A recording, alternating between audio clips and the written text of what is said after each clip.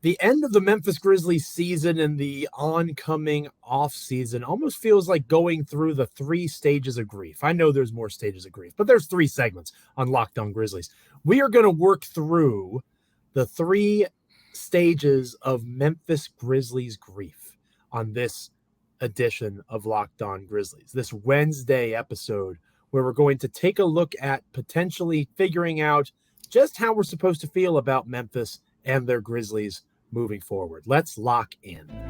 You are Locked On Grizzlies, your daily Memphis Grizzlies podcast, part of the Locked On Podcast Network, your team every day.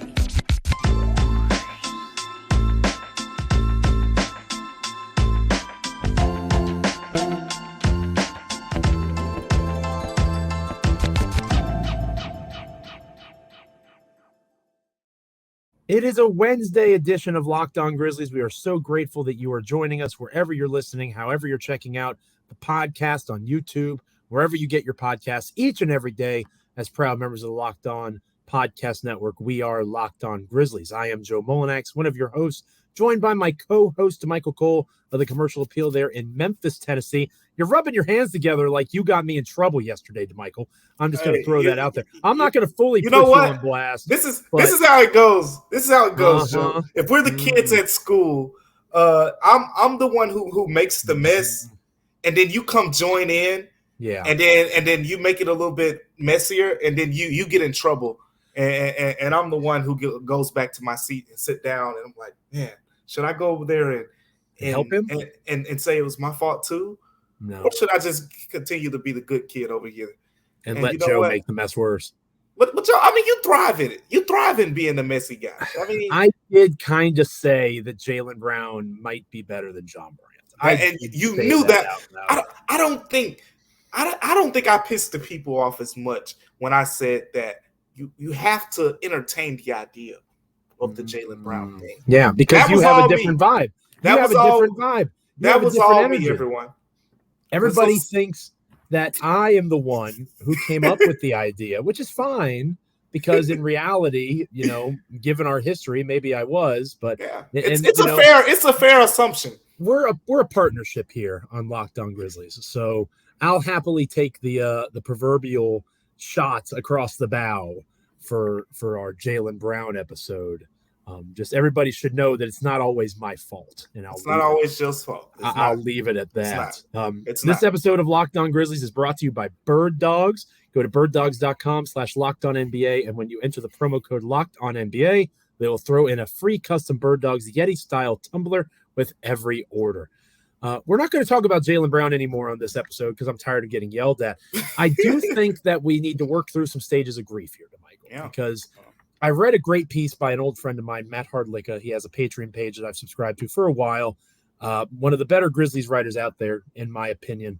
And he wrote about the song Billy Joel's Just the Way You Are. I don't know if you ever heard that tune, Damichael, but it's a song that's about loss and love, and not to get too sappy on a Wednesday here on Locked On Grizzlies, but he connected that song and the idea of loss, obviously in that kind of sense, to this era of Grizzlies basketball. And I thought that was a really fascinating launching point for our episode here. So shout out to Matt. If you aren't already subscribed to his Patreon page, you should absolutely consider doing so.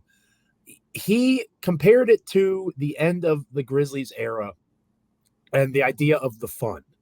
Like thinking back to the 2021-2022 Memphis Grizzlies, last season's Memphis Grizzlies, and how fun that team was and how that's just gone now. Right? Like Dillon Brooks is literally gone.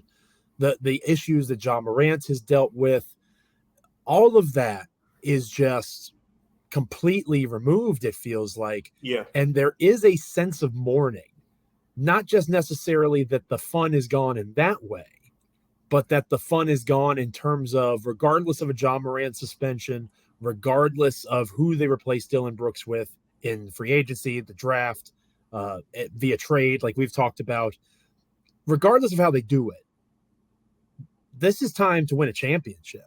It's not fun anymore, like, or at least to compete for a championship. Like if Taylor Jenkins loses in the first round again next season, he's probably fired. I don't know that that's fair, but I mean, we've seen Monty Williams. We've seen Mike Budenholzer. Monty wasn't fair, but correct. I'm not saying that it would be fair for Taylor Jenkins to be fired. I think that it is the reality of the current landscape of NBA coaching.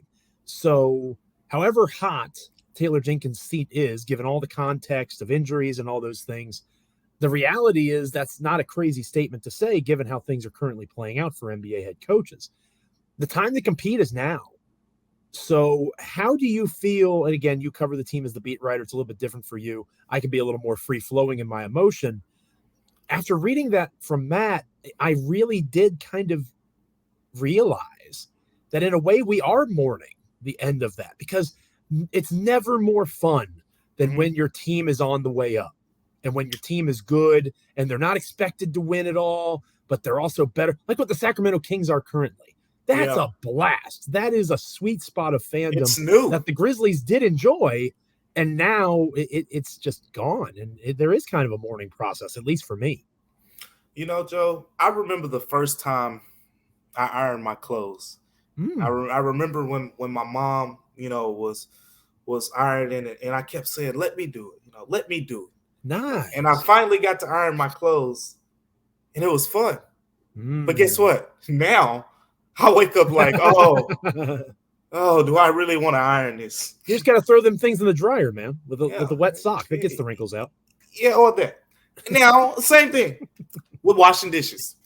Hand washing dishes, that is. Oh, yeah. I didn't want to. At first, it was like, let me do it. Let me do it. And then there's them days you come home after work, and it's like those dishes are just sitting there. So guess what? Now I use a dishwasher. So my point is kind of piggybacking off what you're saying. It was new, this whole rising up thing. And guess what? It's old now. The Grizzlies can win 50 games next year. No one's going to, we won 50 games. That's as crazy as it is to say, they could win the division after 2 years ago, that being a major thing. That wasn't a thing. And now it's a ho-hum thing. No one cares about winning the division anymore, because guess what? If you win the division and get out in the first round again, no one's happy around here. Yeah. So all of those things aren't new anymore. You're chasing that next level of success. And I think that goes to your point. The fun days are gone, potentially. That type of fun. Now, there could be better days ahead. I will say it from that view. I think of Golden State. When Golden State put that little core together and they had those couple playoff runs under Mark Jackson, I'm sure there was some fun to that. But when they got Steve Kerr and went to a whole nother level, things got much more fun. So my point is, you're right. Dillon Brooks is gone. And I know it actually surprised me how much of the fan base actually truly loves the trash talking. Yeah. Again, I worked in Philly before I came here, Philadelphia Inquirer, and just that audience, I would think they would be more.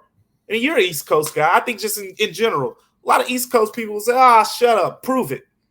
Like here, it's more like, this is Memphis. This is who we are. Talk trash, beat them while you're doing it. And people like that. Sure. But guess what? Dillon Brooks is gone. Ja, with everything he's going through, him trash talking, as bad as this sounds, it's the reality. Him being that trash talking guy in the press probably won't go over the same way. No. And he's understood that. That's why he said things like, I'm going to be more humble in interviews. And that's kind of why he's done that since the middle of March. He's come back and he's done less of that trash talking and things like that. Right. So those are your two guys who that kind of has been built around. You have Desmond Bane, who will occasionally say the confident thing. Remember, we're gonna go back, we're gonna beat the Lakers and potentially win that series and bring it back for a Game 7 in Memphis. I think Xavier Tillman told the fans, we'll be back for a Game 7 in Memphis. Everyone, as a competitor, you're gonna naturally say things here and there. Sure. But it was more Dillon and Ja. It's like, hey, you go ask Ja about this certain player. If he doesn't think he's good, he's going to let you know. You ask Dillon about this certain player. If he thinks he can lock down Steph Curry, LeBron James, Kevin Durant, Kyrie Irving, or Luka Doncic, guess what? He's going to let you know. So that's the difference between those guys. But what we're about to see, again, it's going to be a new kind of era is the way I like to put it. It's going to be a new era. And that does evoke sadness because people have enjoyed this run. People love the trash talk. People love, the whole, whoop that trick and all of that. But it feels like the Grizzlies are going more, let's say commercial. How about that?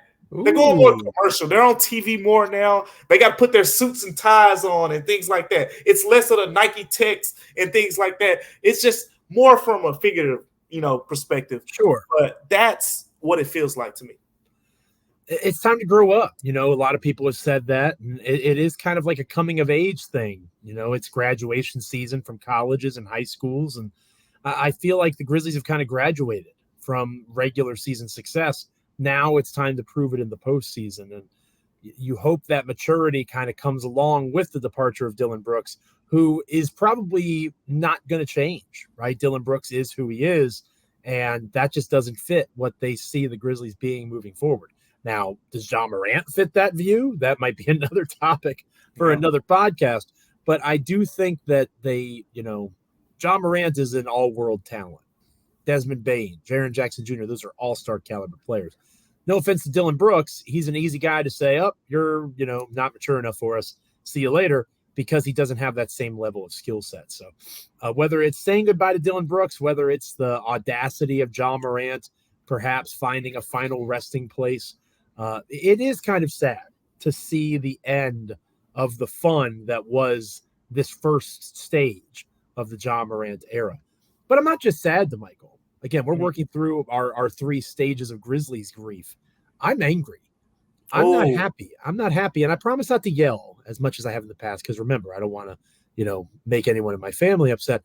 But I am going to, talk about why I'm angry this era is over next here on Locked On Grizzlies. But first, this episode of Locked On Grizzlies is brought to you by Bird Dogs. Oh my gosh, I can't tell you enough how much I love my Bird Dog shorts. They are so amazingly comfortable. They fit great on your legs, around your waist.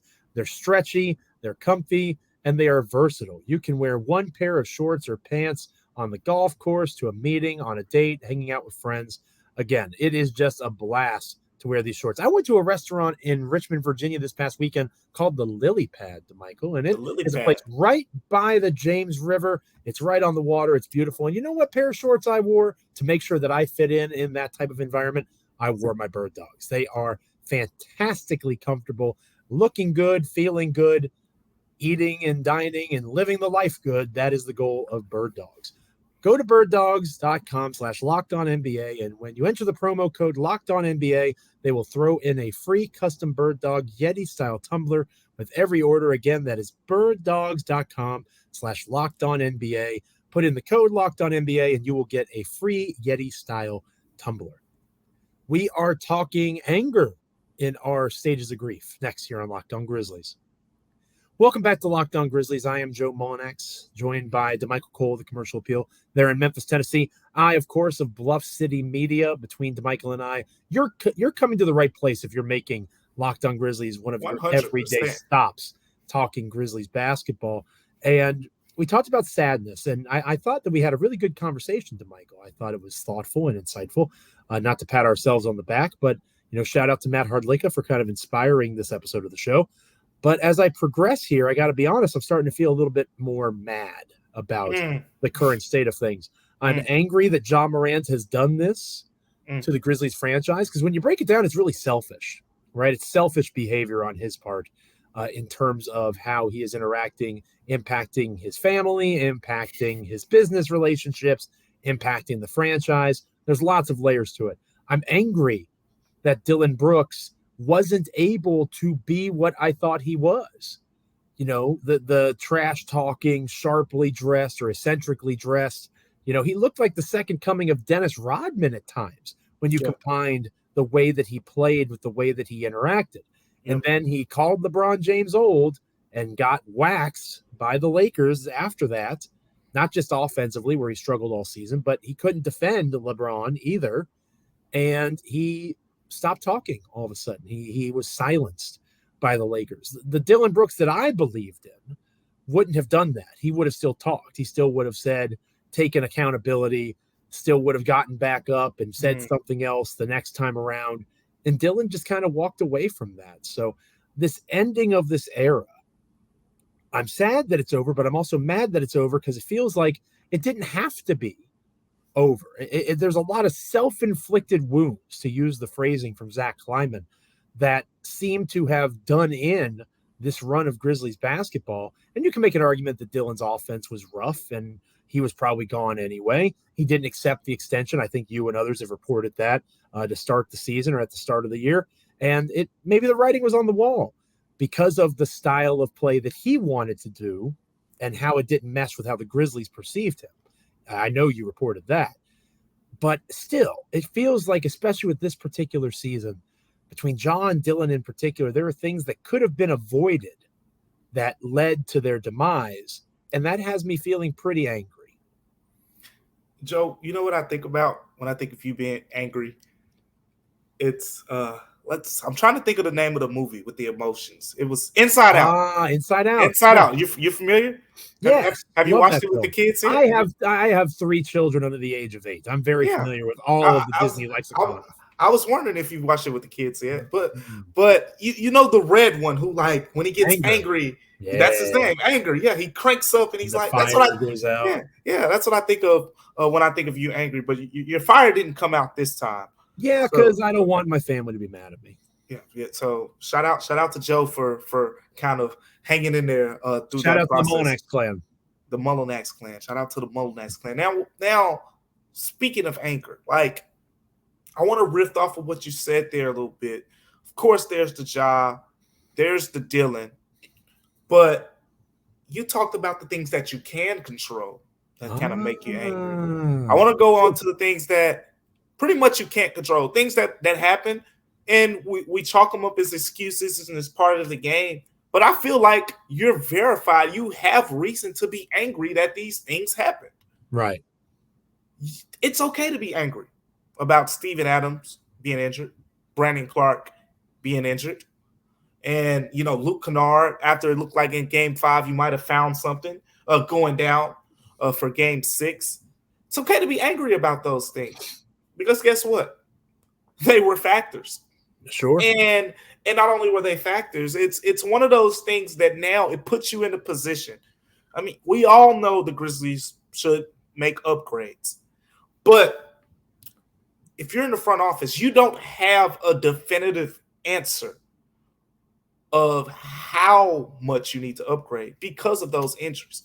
Everyone can take their guess. I can take my guess. Joe can take their guess. Everyone listening to this can take their guess and say, hey, we upgrade small forward. We can compete for a championship.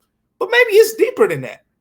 Maybe there were some things that now we didn't see that a Lakers could have done against Steven Adams in the postseason that the Grizzlies now won't be prepared for next season until it happens, or something that could have happened against a Brandon Clark in the postseason that the Grizzlies won't be prepared for if it happens. But all I'm trying to say here is there's 2 ways to look at it. One, you didn't have all your guys, and you don't know how much that could have played a factor in that series.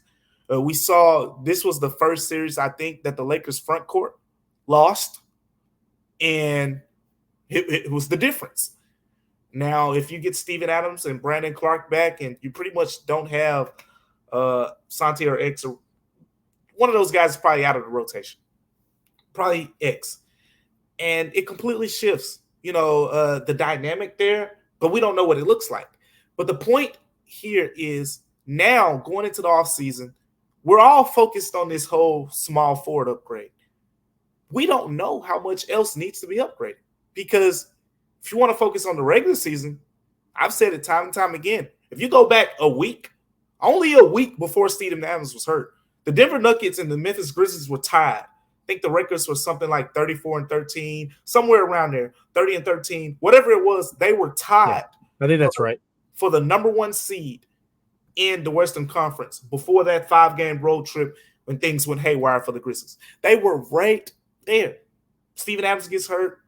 then, there's a ripple effect. You got Xavier Tillman starting games. You got Brandon Clark starting games. You're trying to figure it out. You can't rebound to the same level. Now it's changing your whole identity as a team because you're not getting out in transition as much. You're relying on half court as much. You pick up Luke Kennard. You're working in at one point, working in Danny Green. Like so many moving parts and pieces there. And I feel like it's okay to be angry that, we never got to see what this looks like you never got to see Luke Kennard set a screen. I mean, Steven Adams set a screen for Luke Kennard off the ball, on the ball. We talked about how Luke Kennard couldn't get open in the playoffs, right? Me and you talked about the physicality of the opponents. Guess what we never got to see? We never got to see what would Steven Adams do for Luke Kennard in the playoffs. In the regular season, he probably doesn't need Steven Adams, to be honest with you. We saw that. But in the postseason, they're going to be physical. They're going to tuck on your jersey a little bit more. And guess what?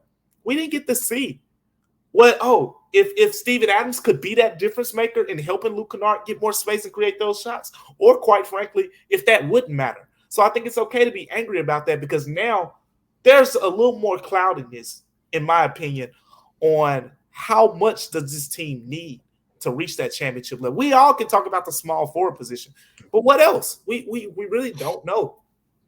The title window has been muddied. It is not as clear as it once was. And I think that you made a great point there. We don't know whether or not it's right to be angry because we'll never know because we were never able to see it. And I think that is the main reason to be upset. Again, things outside of your control, that is something that is, you try to let that stuff go because, again, it's not within your grip. It's a little easier to accept, Yeah, but at the same time, it leads to what ifs. Right? What if Steven Adams was there? What if Brandon Clark was there? What if they were able to have Zaire Williams healthy the entire season and he could have been better or around what was expected by this front office? Now you're expanding or at least I am, expanding the what if net a little bit too wide. But there is for every team. The Lakers are saying it to themselves right now. What if we were able to make an all-in trade that D'Angelo Russell was involved in, and it wasn't D'Angelo Russell that was sitting here with the struggles that he had against. What if you got Mike Conley instead of D'Angelo Russell? I mean, how different would the team look? That's a very fair what if. So every team has that right now. What if Ime Udoka didn't get fired and was just suspended by the Celtics or something with the reporting coming out of Boston that the team has been unhappy about him being fired all year. And that's part of the tension that's happening with the Celtics. There's lots of what ifs that every team can do. For sure. But I do think when it's injury based, that feels a little more helpless and it can be a little more infuriating because of that. But it's important to try to let go of those things that you can't control and then try to focus on the things that you can, like those self-inflicted wounds that Zach Kleiman talked about. And, I mentioned earlier in that part of the show as well. We're going to finish up this episode of Locked On Grizzlies with some acceptance, I guess, on my end. That's the final stage of Grizzlies grief, at least for this episode of Locked On Grizzlies. I think Damichael maybe can put a little silver lining on this dark cloud, hopefully, right? Because I'm pretty bummed out, if I'm being honest, after the last 20 or so minutes. But we're going to try to end it on a positive note here on Locked On Grizzlies. But first, this episode of Locked On Grizzlies is brought to you by FanDuel. Make a fast break to FanDuel during these NBA playoffs as the NBA Finals approach. Right now, new customers get a no-sweat first bet up to $1,000. That is $1,000 back in bonus bets if your first bet does not win. FanDuel is a wonderful place to go with great promotions every day, safe and secure in terms of their app, deposits, withdrawals, and you get paid instantly coming out of FanDuel. There's no better place to bet all the playoff action than America's #1 sportsbook. Visit FanDuel.com/lockedon and get a no-sweat first bet up to $1,000. That's FanDuel.com/lockedon. FanDuel, an official sports betting partner of the NBA. Acceptance of what became of this era of Memphis Grizzlies basketball. Next, here on Locked On Grizzlies. Welcome back to Locked On Grizzlies. I am Joe Mullinax, one of your hosts of the podcast on this Wednesday edition of the show. Damichael Cole is my co-host of Commercial Appeal there in Memphis, Tennessee. He's the Grizzlies beat writer for that publication. You can check out his work at Damichael C on Twitter. You can also check him out, obviously, over at the Commercial Appeal. My work is over at Bluff City Media. And you can also find every couple of weeks I contribute over at SB Nation. I think I've come to a place, Damichael, after being sad and after being angry, you always come to a spot, when you're mourning someone or something, and I don't want to compare a basketball team to the loss of a loved one or a friend or something along those lines, because obviously they're very different.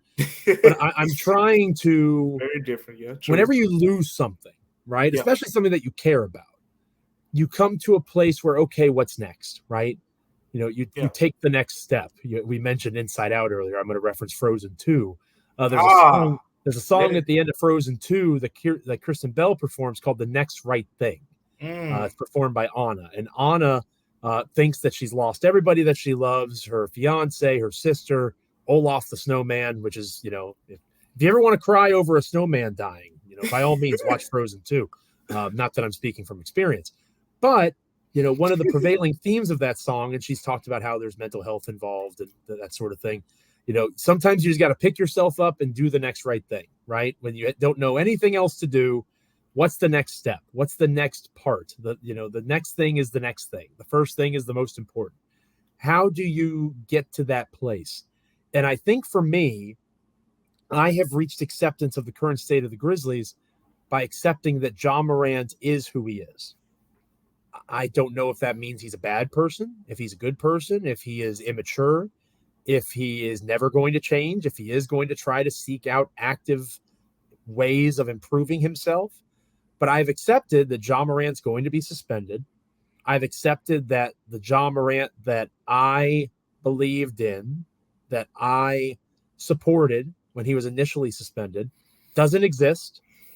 And I've accepted that whatever comes next, the Grizzlies have to do what's best for the franchise, regardless of that suspension. So if Tyus Jones is your most valuable trade piece, like we've talked about numerous times, and we'll continue to talk about, then he has to be shipped out because that's your best way to improve your team, more than likely. That is the next right thing. And I think that for the Grizzlies, if the goal is title contention, which I think entering this next stage of the Memphis Grizzlies Ja Morant era, they have to do the next right thing, and that's make that move to tweak the roster around the edges, much like the Denver Nuggets have done on their way to the NBA Finals over the last couple of years. Yeah, I think you're right on there. And since we're filling up these Disney references, here, we got to be sponsored by Disney. There's got to be a Disney executive somewhere. Got to be somewhere. My last one is my favorite one. Hakuna Matata. Hakuna Matata, baby. That's a good one. Means no worries. For the rest of your days. For the rest of your days. Here's what I'm saying. You piggybacking off what you said. Sure. The feeling that I've gotten when it comes to Ja Morant. People are realizing, yes, look, Ja is Ja. You cannot control what he does. Right. And at the end of the day, you are fans of the Grizzlies, and you want Ja to be well. You hope Ja is going to be well. You root for Ja to be well. But you cannot say, hey, I'm depending on it. I think that's fair. I think I can speak for pretty much 99.9% of the Grizzlies fan base when I say that everyone wants to see Ja respond from this with fire on his head and come out and have the best season of his career next season. But the reality of the situation is Ja is now one step closer to, we don't even know what the end result of this situation will be. Right. But I personally, I don't think the penalty should be too harsh. But guess what? He's what, as my parents and friends of my parents would say, he's on thin ice.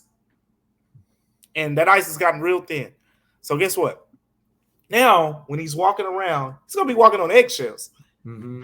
And the league is going to be eyeing him like a hawk. He can't worry about that.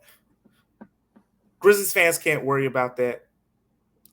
he can't worry about it because he doesn't need to worry about it. He needs to focus on just this whole redemption story. Remember, Morant wore the hoodie, the whole redemption. Yeah, a little premature on the shirt. Oh boy, I haven't even thought about that until just saying it now. Well, anyways, there's that part of it, the whole redemption angle story from that perspective.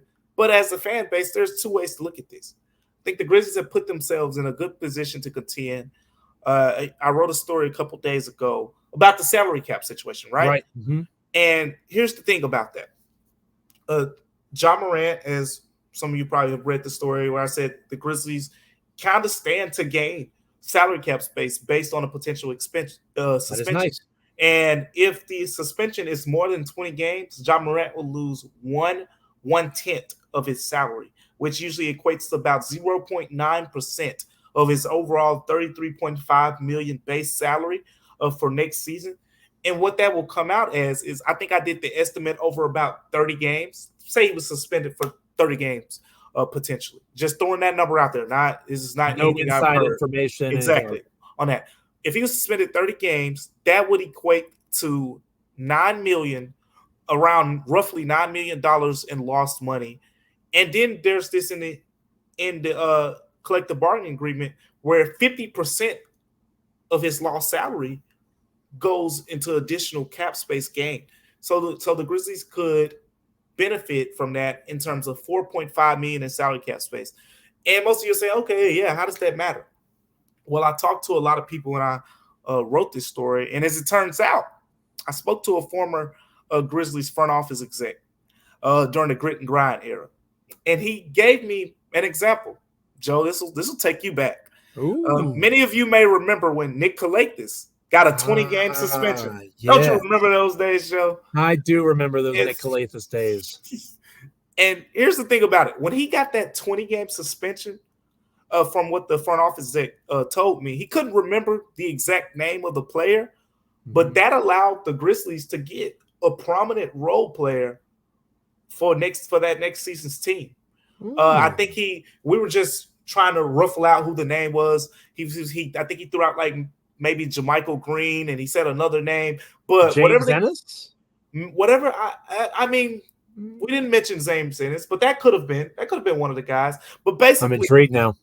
Yeah, I've been trying to look it up and find out, but I haven't checked. So if anyone has hit us up in the comments if you have please. Ideas, by all means.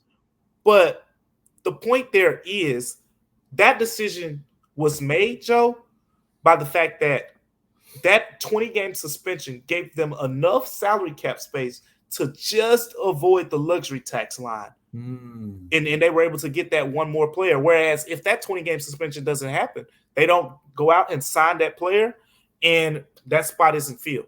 So with that being said, there is the potential now where a long suspension could lead to the Grizzlies being more aggressive in roster upgrades.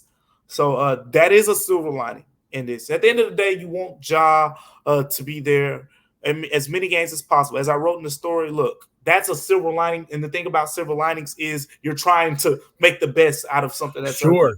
And that's kind of what you're doing here. Sure, you want Ja to be, if he could play 82 games, that's what you want. If he could play 75 games, that's what you want. But it's not looking likely. So with that being said, that's the silver lining of that situation. And guess what? Hakuna Matata, because you got Tyus Jones, you got potential roster upgrades around that. And if you don't have Tyus Jones, as me and Joe have discussed, if you don't have Tyus Jones, you're probably going to have a really good small forward. And I think people will be pretty happy to see that too. Hakuna Matata. That means no worries, right? And I do think that you make some fair points there. There are ways for this to still end well for the Memphis Grizzlies, but the definition of fun is changing, right? Instead of being that lucky up-and-comer, now you've got to be a contender. It'll be fun when the Grizzlies make the Western Conference Finals.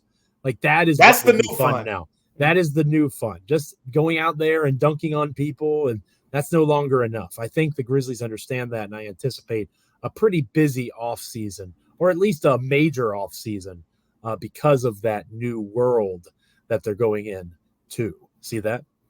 Aladdin reference. We're on fire today. We're on fire today. Gosh, I hope there's a Disney exec. Just give us a sponsorship. Let Damichael and I go together to Disney World. Like, that would be great. And that would be great content for the podcast. When we reach 3,000 subs, we should do it like when they win the Super Bowl. Hey, Joe and Damichael, what are you going to do to celebrate? We're going to Disney World. Woo! I like that idea. Partner. Thank you guys so much for listening, hanging out with us, watching on YouTube, however you're getting your podcasts. We appreciate it. We appreciate our everydayers being with us for every episode of Locked On Grizzlies as well. And on our Thursday episode of Locked On Grizzlies, and I do want to stress that Damichael and I are going to take a bit of a breather after this Thursday episode from Locked On Grizzlies for Memorial Day. So we got one last episode this week, and then you'll hear us again. I got some cookouts to go to. Yeah, I'm with you. I'm going to be honest. Like, we've talked about the Grizzlies a lot this month. So you guys are going to get a bit of a 4-day weekend from Damichael and I. We'll be back the Tuesday after Memorial Day, but we still got to finish out this week, Damichael, and you're going to fly solo doing that tomorrow.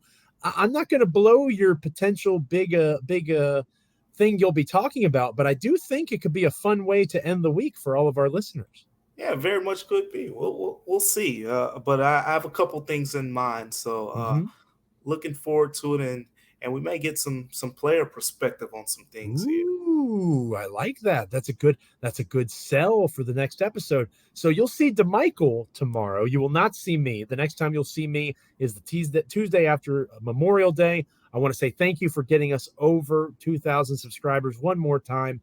It really is appreciated. Thank you for your input. Thank you for interacting with us on Twitter, here in the comments.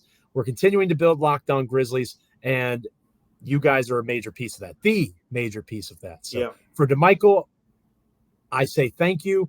Much appreciated. Damichael will be with you tomorrow, and then after that, we'll be back after Memorial Day. Enjoy your Wednesday. Have fun with Damichael tomorrow, and then enjoy your Memorial Day after that. I'm Joe Mullinax for Damichael Cole. Stay locked in. This is Locked On Grizzlies.